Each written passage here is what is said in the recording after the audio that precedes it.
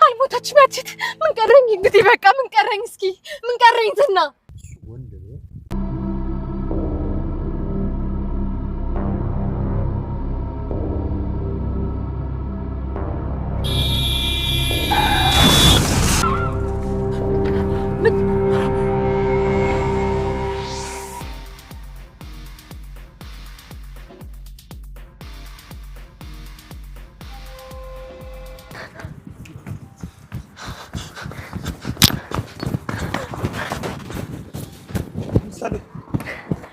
ደህና ነሽ?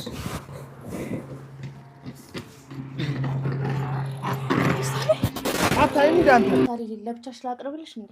ኧረ እባክሽ ከዚህ በኋላ እንደውንም አበሬያችሁ ነው የምበላው። እድሜ ለአባትሽ ቀን ወጣልሽ። ፈጣሪ እና ሉላ ተመልሳ መጣሽ ነው የምትይ? አሁንማ ከሞገስ ጋር ናቸው። አለማቸውን እየቀጩ ነው። ተመስገን አምላኬ። እንግዲያው ሰው ሞገስ ይቅር ይለኝ ይሆናል። አረ ወራይቱን ልንገር፣ እኔ በወሬ ብሩክ ይወጣል ወይ ደግሞ ሞገስ ይመጣል። ከሁለት አንዳቸውን ካየ በፍጥነት ደውልልኝ እሺ?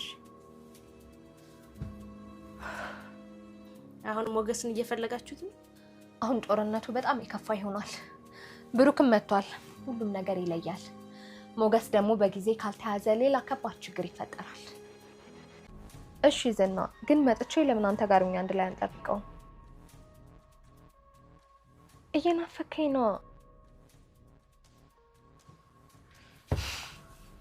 በጣም ነው እንደሚንቅሽ። ማን ሲያከብረኛይቱ ያከብረኛል ብለሽ ነው? የገዛ ባሌ እንኳን እንደውሻ ቀጥቅጦ ሲያስወጣኝ እያየ እሱን ልክ ካላስገባሽ ማህሌት ሰው አይደለሽ። ሲጀመር እሱን ዋና ስሬን የማደርገው ለአንድ ቤት ብዬ ነው ሰው ልገድል እየተዘጋጁ ያለሁት። እሱ ጋር ግን ከፍ ያለ ነገር አለ። ግን ያው መጀመሪያ እሱን ፍቅር ማስያዝ አለብኝ። እንዲህ አይነት ወንዶች ጅል ካፈቀሩ ጅል ናቸው። እንደምንም ብለሽ ፍቅር ውስጥ አስገቢው። ወንዱ ማን እንደሆነ ይለያል። እንዴ ዝና ልትፋለመው ነው? ካልተውኝ አሁን እንፋለማቸዋለሁ። ሞገስን ግን የግዴታ ዛሬ ማግኘት አለብኝ። እሱ ከሉላ ጋር እየቀበጠ ነው እና ደግሞ አንተ ማግኘት የሚፈልግ አይመስለኝም። ባይቀየመኝ ነው የሚገርመኝ። እሱ ይኸው ላስከፈሉኝ ዋጋ፣ ላስጨነቁኝ ዕለታት፣ ለእያንዳንዱ ነገር ላሰቃዩን ቀናት ሁሉ ዛሬ ዋጋቸውን ካልከፈሉ ነገ ማስጨነቃቸውን ይቀጥላሉ። ወይ ምሳሌ ከውጭ ሀገር ድነሽ ስትመጪ ማዬ ብለሽ ትጠሪኛለሽ አላልሽኝም? ቆይ ትንሽ ቀን ከዛ ጋሼ እሺ ብሎ ከፈቀደ ትጠሪኛለሽ። እሺ ካላለስ? እሺ ካላለማ እኔ እንጃ ምሳሌ። አንቺ ግን ልጅ የለሽም አይደል? አትወልጂም እንዴ? ዝም ብሎ ከነፋስ ይወለዳል አልሽ እኮ። የሚወለደው ከባል። እኔ ደግሞ ባል የለኝም። ምን እንቻልኩበት? ትችላለህ። አሁንም ማሸነፍ ትችላለህ። ብሩክን ይቅር በለው። ብሩክን ተቀይሜያለሁ። ምናልባት እሱ ያደረገው ነገር ልክ ሊሆን ይችላል፣ ግን አላውቅም። በቃ ውስጤ ተቀይሞታል። ሲጀመር ደውለህ ወይም ሄደህ እንኳን ደስ ያለ ማለት ነበረብህ። እንዳትለቅ። የኔ ያክል ገንዘብ ያለው ሰው ተገኝቶ መልቀቅ የለም። አለቀውም ይፍራታ። እሱን አግብቼ ላንቺ ሁሉ ነው መትረፍ የምፈልገው። ግን ቶሎ አድርጊው። በቃ እኔ ልሂድ። ከዝና ጋር መገናኘት አልፈልግም። ይቅናችሁ።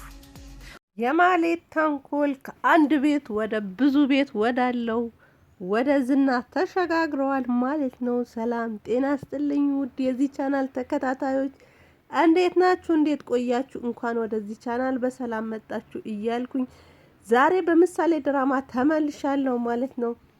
ምሳሌ ድራማ በባለፈው ክፍል ምሳሌ ታክማ ስትመለስ ብሩክም ብቻውን ሻንጣውን እየገፋ እንግዲህ ጭንቅላቱን እንትን እያለ እንደ ሞተች አይነት ስሜት እንዲሰማቸው አድርጎ እነሱም አዝነው በጣም ሲያለቅሱ ነበረና ድራማው ያለቀው እና ዝናም ሞገስን የሚከታተለው ሰው አሰማርቶ የሚከታተለውም ሰው አግኝቶ ሞገስም ስልኩን ቀምቶ ልኮታል ማለት ነው። እንግዲህ በዛሬው ክፍል ምሳሌ ድና መጣ።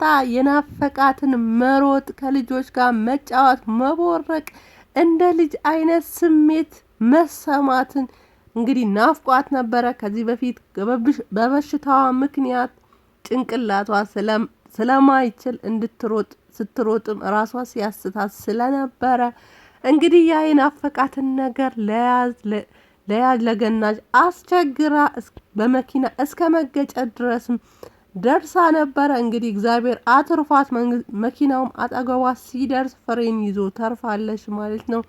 እንግዲህ በጣም ስትደሰት ስትሮጥ ነበረ።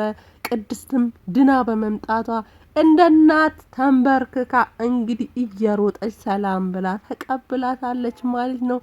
እንግዲህ ወደ ቤትም ገብተው ምሳሌን ከዚህ በፊት መድኃኒት የተቀላቀለበትን ምግብ ተመርጦላት ትበላ ስለነበረ ለብቻሽ ልስጥሽ ወይ ስትላት አይ ከዚህ በኋላ አብሬያችሁ ነው ምበላው ብቻዬ አልበላም አለቻት ማለት ነው። እንግዲህ ለብሩክ ያለውን ነገር ሲነግሩት ዳጣ ሞገስን ሉላ እንዳመለጠች ዝናም ፈንክታው እንደሄደች አሁን ሞገስ ጋር እንደሆነች እና ከሞገስም ጋር አለሟ እየቀጨች ነው ስትለው በጣም እግዚአብሔርን አመስግኖ እንግዲህ ከዚህ በኋላ ሞገስ ይቅር ካለኝ ደስተኛ ሆኖ እንዲኖሩ የሁላችንም ጥረት እንግዲህ እናደርጋለን ብሏል። እነ ማህሌትም ቤት መምጣታቸው እና ለ3 ቀን ታስረው ዝና እንዳስፈታቸው ነግረውታል ማለት ነው። እሱም በጣም ተናዶ ምን አባቷ ልትሰራ መጣች? ከዚህ በኋላ እያንዳንዱ ሰው በበደለኝ ልክ ባሰቃየኝ ልክ ባንገላታኝ ልክ እያንዳንዳቸው ይጠብቁ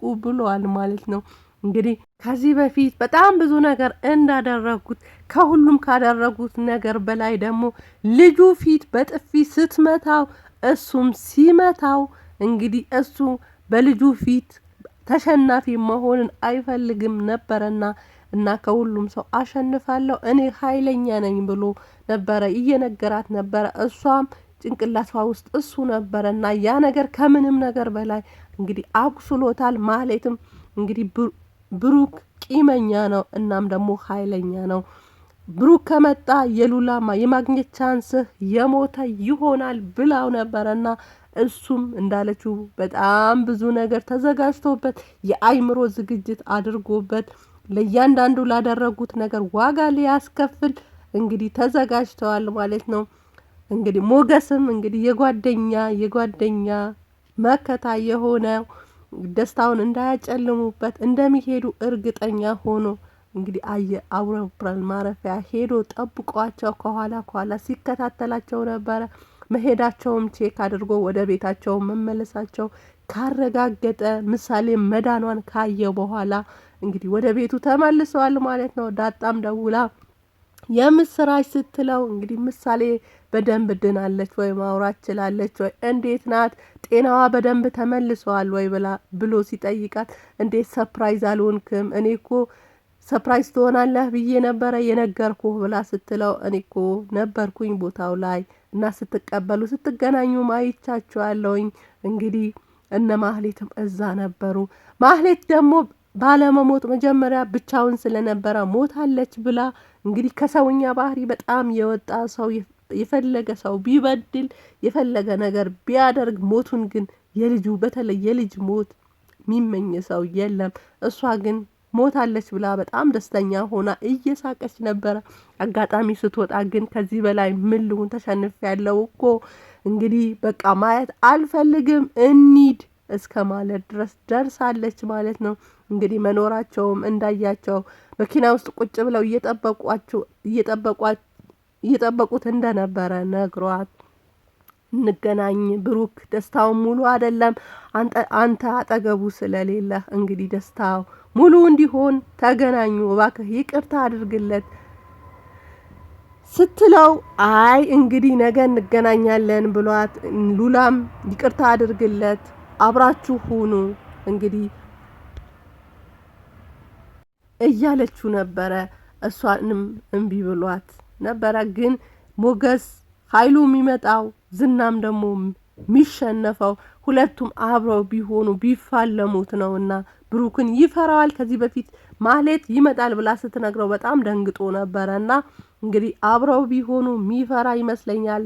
ሊያጠቃቸውም እንግዲህ አንድ ሰው ከማጥቃትና ሁለት ሰው ከማጥቃት እንግዲህ ጉልበቱ የሁለት ሰው ይበልጣልና ጭንቅላቱን ቢዚ ለማድረግ እነሱም ጊዜ እንዲያገኙ ለማድረግ አብረው ቢሆኑ ይቅርታ አድርጎለት አብረው ቢሆኑ የተሻለ ይሆናል ማለት ነው። ግን ብሩክ እምቢ ቢልም ከዳጣ ጋር ሄዶም እየጠበቁት ነበረ። ሞገስም መጥቶ ተደብቆ ዙሪያሽን ነይ ብሏታል ማለት ነው። ብሩክም እንዳትፈሪ ከዚህ በኋላ ምንፈራበት ጊዜ አብቅቷል። ከዚህ በፊት ቆሜ ተደብድቤለታለሁ ለልጄ ብዬ ቆሜ በጥፊ ተመትቻለሁ። መንገድ ላይ ተንበርክኬ ይቅርታ ጠይቄያለሁኝ። ግን ያ ሁሉ ጊዜ አልፈዋል።